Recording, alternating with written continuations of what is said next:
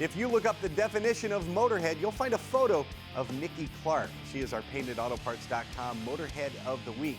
Now, when Nikki was little, her parents fielded an alcohol dragster, so naturally she was hooked. As an adult, she gravitated to the racing world, working in public relations for Ford and for various racing drivers. Her PR and media experience led her eventually to Wish TV in Indianapolis, where she's the programming and promotions director. And of course, being in Indianapolis, motorsports is a huge part of what Wish TV covers. And it's through Wish TV and the All Indiana Podcast Network that Nikki hosts the popular podcast, Women Take the Wheel. Nikki tells me her passion is getting girls into motorsports and showing them the right way to do it. The Women Take the Wheel podcast features women involved in every form of racing and in every aspect of the sport.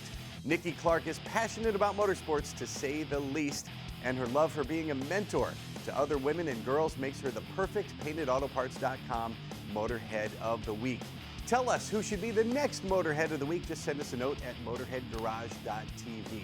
We've got more Motorhead Garage presented by DragonfireTools.com just around the corner. Stay tuned.